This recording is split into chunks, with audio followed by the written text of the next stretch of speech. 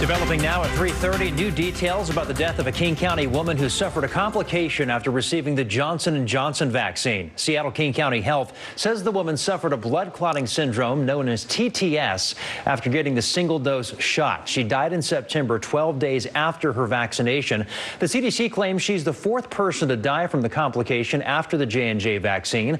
Health officials say Pfizer and Moderna vaccines have not been associated with blood clotting complications. State Secretary of Health, Umair Shah, released a statement saying, "We send our deepest condolences to her family and loved ones. Losing a loved one at any time is a tragic and difficult and pain that's become all too familiar in the last year and a half of this pandemic." In the wake of the woman's death, health officials are reminding the public that complications associated with the Johnson & Johnson vaccine are very rare. In April of this year, the CDC paused its authorization of the J&J shot in order to study the risks from these rare complications.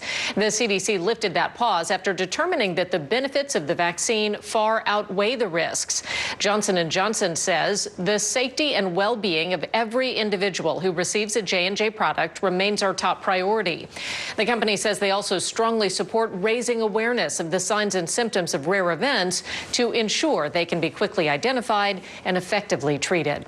Developing now, Johnson & Johnson has announced they're seeking emergency authorization for their booster shot. KOMO's Lee Stoll has a look at how soon that could happen as vaccine mandates start to take effect. Johnson & Johnson is saying for those who got the single-shot vaccination dose, a booster 6 months later could give them up to 96% protection against the virus. The FDA expected to look at this emergency approval request sometime next week. The CDC could then approve it shortly after that. The major metrics for COVID in our state, case counts, hospitalizations, and deaths are trending down. According to the Washington State Hospital Association, hospitalizations are down 12% from last week. The number of people on ventilators also down from 239 to 207 in the same time. But hospital capacity statewide still at 90%. 10% are COVID patients.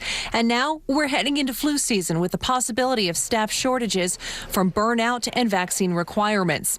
Southwest joining other carriers now requiring employees to get vaccinated, in this case by December 8th. Statewide, vaccine rates are increasing among healthcare workers. And the experience of New York and California suggests that as we get closer to the implementation date, the vaccination rates for hospital staff do go up, and we are seeing some similar trends. WSHA says a record number of COVID patients are ready to be discharged from the hospital and into long-term recovery facilities, but there's no room, causing the system to back up. It is still a very, very high number of patients and a huge stress in our healthcare community.